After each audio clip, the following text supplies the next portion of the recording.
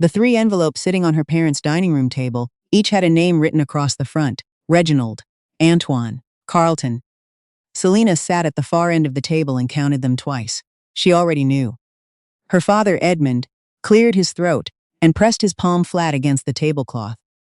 Your mother and I called everyone here because we want to settle the property while we're still able to make these decisions ourselves. He pulled the first envelope toward Reginald. You'll receive the laundry building, the dry cleaning equipment, and the commercial lease agreements. The business stays in the family name. Reginald, the oldest, 52 years old, and built like a man who had spent decades carrying other people's problems, opened the envelope and spread the papers across the table without a word. Edmund moved to the second. Antoine gets the strip mall on Meridian. 3 units are currently rented. He'll collect the lease income and manage the maintenance. Antoine, who had driven in from Carmel with his wife, leaned forward and picked up the envelope before Edmund finished the sentence. Carlton.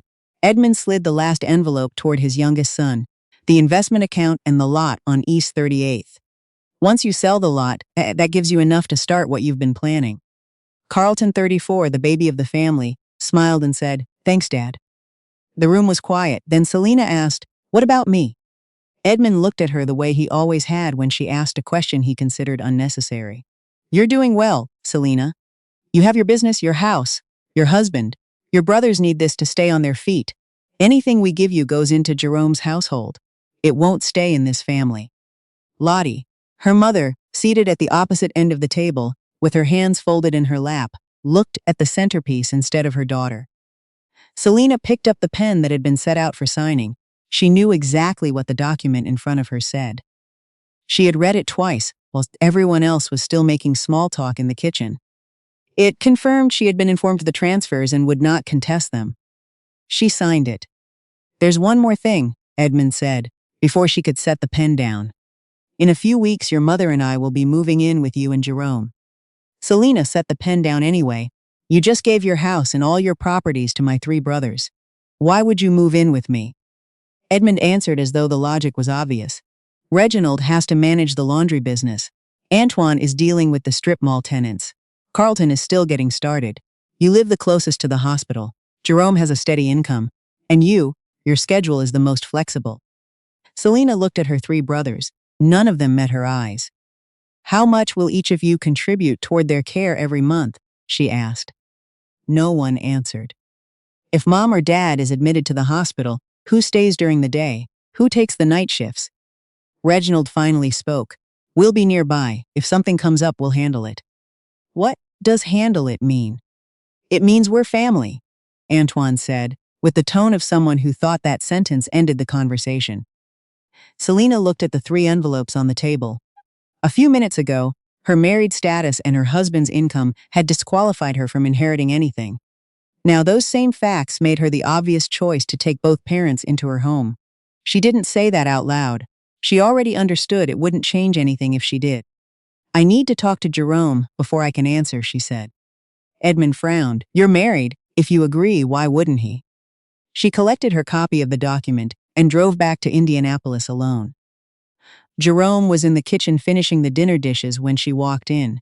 He took one look at her face and turned off the faucet. She set the document on the counter. "They gave everything to my brothers, all 3 of them. Then they asked us to take Mom and Dad." He dried his hands and sat at the kitchen table. He didn't say anything for a long time. Then, "Do you want to?" "No," she said it clearly without hesitating. "I'll help, I'll do my share, but I won't be the only one." Jerome nodded.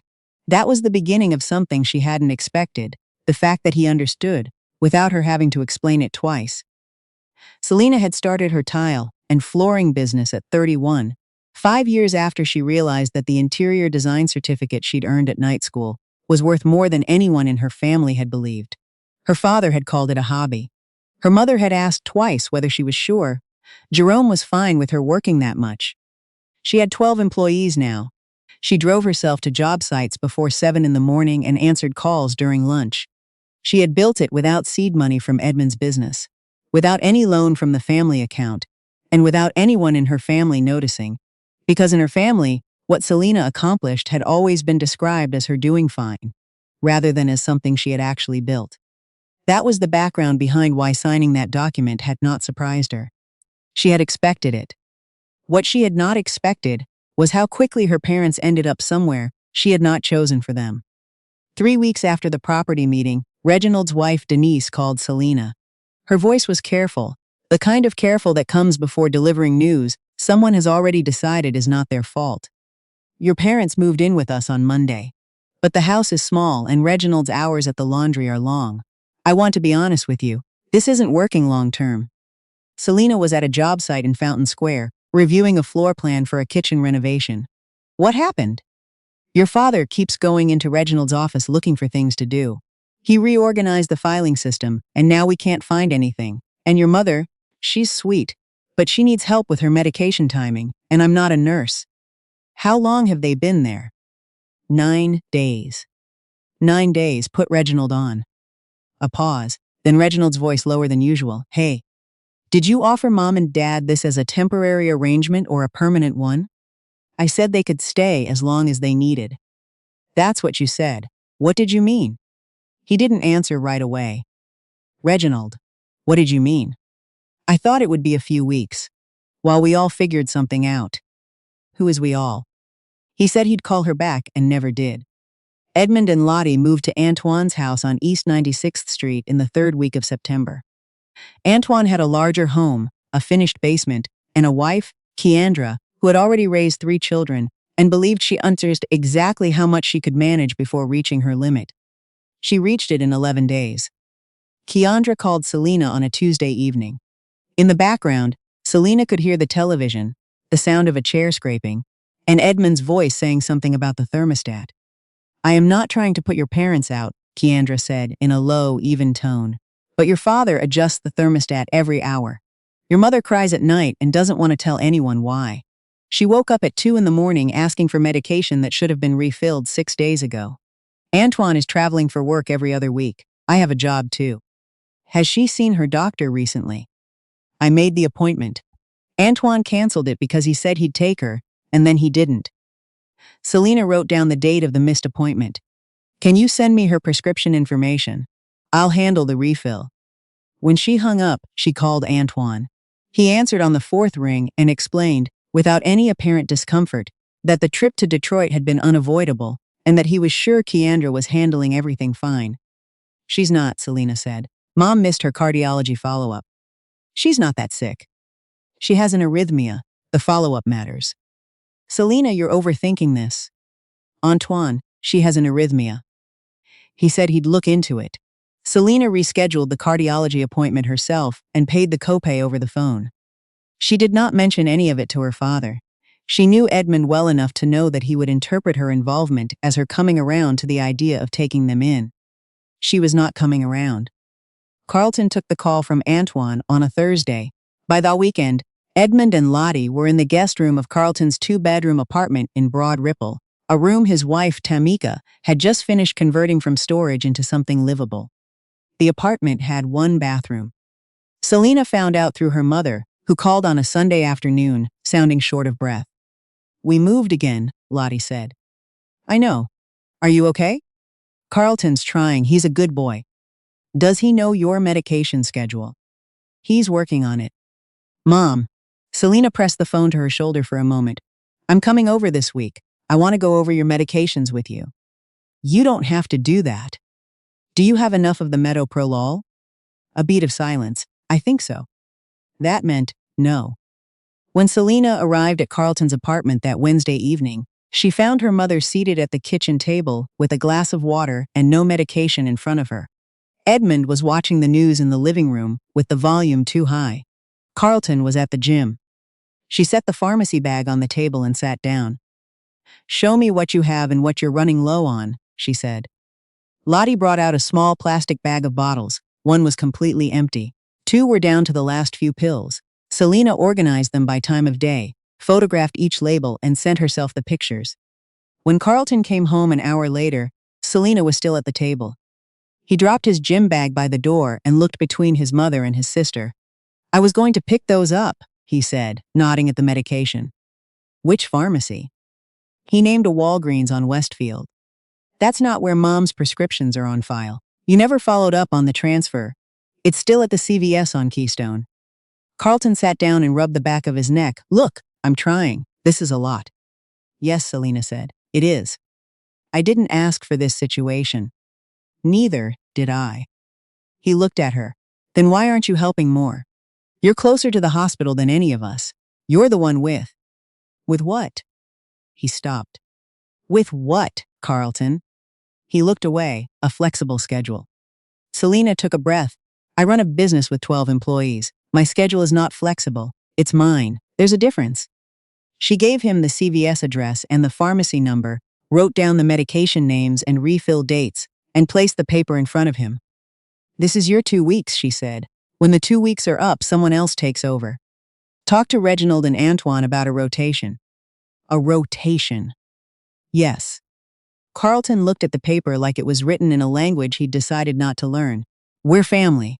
We don't do rotations. You're doing something right now that isn't working. A rotation is just a name for something that works. She said goodbye to her mother and drove home. The call came on a Friday morning in early November. Jerome answered because Celina was in the shower. By the time she came out, he was standing in the hallway, holding her phone with a look that told her everything. Carlton found your mom on the floor, he said. She's at St. Vincent's. Celina dressed without speaking, told Jerome she'd call from the hospital and left. When she arrived, Reginald, Antoine, and Carlton were standing in the hallway outside the emergency department. Antoine handed her a clipboard immediately. They need insurance and billing completed. She took the clipboard. What did the doctor say? The three of them exchanged a look. There was a lot of information, Carlton said. They were talking fast. Which doctor spoke to you? Reginald frowned. Why are you asking all this instead of handling the paperwork? Celina walked to the nurse's station and identified herself as Lottie's daughter. The charge nurse gave her a summary. Lottie had experienced a cardiac event, likely a brief arrhythmia that had caused her to lose consciousness and fall. She had hit her head on the edge of the bed frame. She was stable, awake, and being monitored. Celina completed the intake forms and the billing paperwork. She kept the receipt. When she came back to the hallway, she opened her bag and took out 4 sheets of paper she had printed before leaving the house. She had been carrying a version of this in her head for 2 months. She had put it on paper that morning while Jerome warmed up the car. 4 columns, 4 names, time slots, responsibilities. What's that? Carlton asked. A care schedule. Antoine crossed his arms. She just got admitted. You're already making schedules. I'm making the schedule now so we don't spend the next week figuring out who's supposed to be here. Reginald looked at his name on the page. We're not hired workers. No, Celina said. You're her children, so act like it. She handed each of them a copy. Edmund sat in the corner of the waiting area with his hands on his knees and said very little during that first hour. When Celina sat beside him, he didn't look at her. She called your name, he said finally. What? Before the ambulance. When she was on the floor and she could still talk, she said your name. Celina didn't respond right away. I told her to wait, Edmund continued. I thought Reginald or Carlton would come first. He paused. I don't know why I thought that. Because you gave them everything and expected it to count for something, Celina said. He pressed his lips together. She had said it without cruelty, but she hadn't softened it either. After a while, he said, I should have kept something for us, for your mother and me. Some income. Something to keep us from being passed from house to house like we had nowhere to belong. Yes, Celina said. You should have. He didn't argue. The schedule held for the first week because Celina enforced it. When Antoine showed up 40 minutes late to his afternoon slot, she documented it. When Reginald left 2 hours early because of a tenant issue at the strip mall, she documented that too. She sent the family group chat a summary at the end of every day, who had been present, how long they'd stayed, what Lottie had needed during their shift. Carlton surprised her. He came on time. He asked the nurses the right questions. On the 3rd night, he stayed 2 hours past the end of his slot because Lottie was having trouble sleeping and didn't want to be alone. When Celina arrived for the next morning shift and saw him still there, wrinkled shirt, vending machine coffee in his hand, she sat beside him without saying anything for a moment. I didn't know she was this scared, he said. She doesn't tell people. She told you. She told me once. Celina folded her coat over the back of the chair, but I was paying attention. Carlton looked at his hands. I owe you an apology. For that thing I said about your schedule being flexible. She nodded once. I was looking for a reason why it should be you instead of us, he said. I knew it wasn't a good reason. I said it anyway. She didn't tell him it was fine, because it hadn't been. But she didn't make him sit in it longer than necessary. When Mom comes home, she said, I'm going to need you to actually hold your slot. Not cover it with Tamika. Not ask me to rearrange when things get busy you. Okay, he said without qualifying it. Lottie came home after 9 days. Celina had spent the time finding a ground-floor apartment near a medical complex on the north side of the city. One with a walk-in shower, no threshold at the entrance, and a building manager who had agreed to allow a railing installation in the bathroom. She had also found a home care aide, a woman named Odessa, who had 17 years of experience with cardiac patients, and who, in the space of 30 minutes, had shown Edmund how to help Lottie stand from a chair without pulling on her weak side. Celina paid her own quarter of the move-in costs and sent the landlord separate payment links for each of her brothers. Reginald paid within the day. Carlton paid 2 days later. Antoine paid late, after a text from Celina and then a call from Reginald. On the day Lottie moved into the apartment, Edmund carried both their bags himself. 2 bags for a life that used to fill a 4-bedroom house. He stood in the living room for a long moment looking at the window. It's smaller than I thought, he said. It has everything you need, Celina answered. And it's yours. Your name is on the lease. No one can tell you which room to sleep in. He turned and looked at his daughter. He didn't say anything, but it was the first time in her life she had seen him look at her like she had just said something he hadn't expected to need to hear. 6 weeks after Lottie settled into the new apartment, Celina arrived on a Tuesday afternoon to find her mother sitting up in the armchair near the window with a worn canvas tote bag on her lap. Inside the tote was a cardboard box sealed with masking tape. Lottie pushed it across the coffee table toward Celina without explaining it. Celina opened the box. On top was a folded program from a design showcase, 12 years old, from an annual exhibition for small business owners in Indianapolis. Celina's company name was printed in the exhibitors list.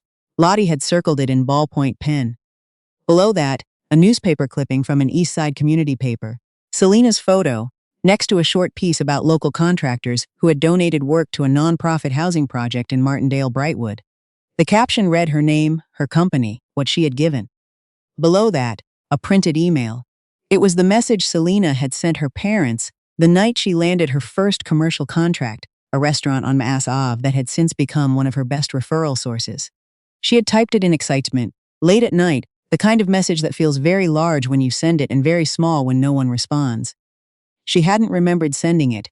She didn't remember getting a reply. Lottie had printed it, kept it, put it in a box. When did you get these? Celina asked. I have a friend from my old church, Lottie said. She lives near you. She used to tell me when she saw your company's name somewhere. Celina looked at the program, the clipping, the email. You never said anything. Lottie was quiet for a moment. Your father didn't think. She stopped herself. I didn't say it because I thought it would make things harder for you. I thought if he knew how well you were doing, he'd ask more of you. He asked anyway. Yes. Lottie folded her hands.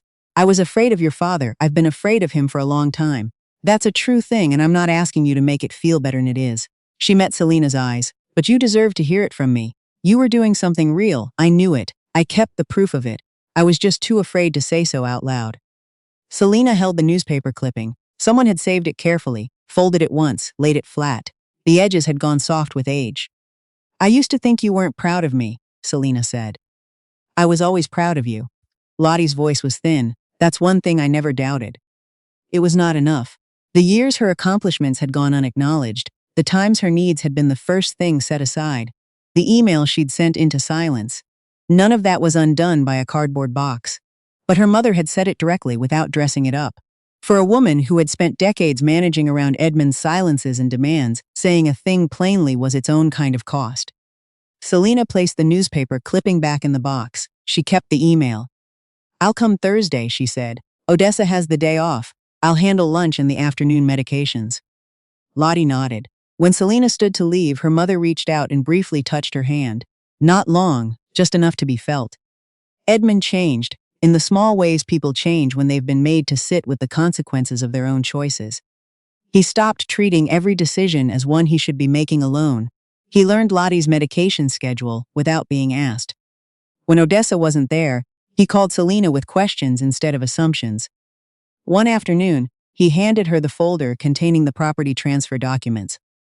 "Keep these," he said. Celina looked at the folder. "Those belong to Reginald, Antoine, and Carlton. Give them back to whoever they belong to." He pushed the folder across the table again. "What I gave them was the property," he said. "What you built, no one gave you that." It was the closest he came to saying he had been wrong. She didn't wait for him to say it better. She had stopped needing it said perfectly. She left the folder on the table. He put it back in the cabinet himself. Reginald lost the laundry building the following spring, not dramatically, not all at once, but through a series of decisions that had been accumulating for years. The lease for the commercial space hadn't been renewed at the right time. 2 pieces of equipment failed. He had borrowed against the building to cover the costs and couldn't cover the loan. By June, he was negotiating to get out of the lease early. He did not call Celina and ask for money. He called Antoine, who referred him to a business attorney. Then he called Carlton, who said he was sorry and meant it. He did not call Celina. She thought that was in its own way a form of respect. On a Saturday morning in October, Jerome drove their daughter to Lottie's apartment for a visit. Their daughter, 14 years old, and already talking about studying architecture, had brought a printout of a floor plan she'd designed for a class project. She spread it on the coffee table and walked her grandmother through every decision, explaining why she had placed the windows where she had, why the kitchen faced north. Lottie followed along with a focus that Celina recognized. It was the same careful attention she had paid to the newspaper clipping, to the email she'd printed and folded and saved. When the girl went to the bathroom, Edmund looked at the floor plan and then at Celina. "She's got a good eye," he said. "She does. Where does she get it?" Celina looked at him. He looked back at the floor plan. "She gets it from you," he said.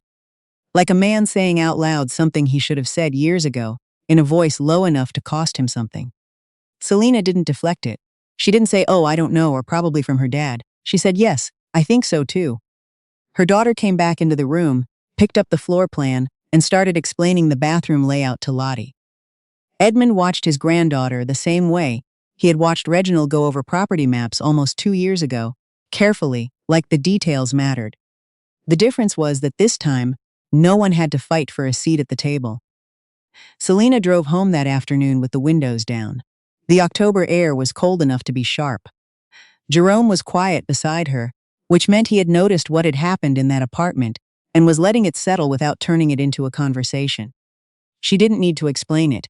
The cardboard box on her mother's coffee table had held proof of what she'd built, saved in secret, in the dark, by someone too afraid to say it openly.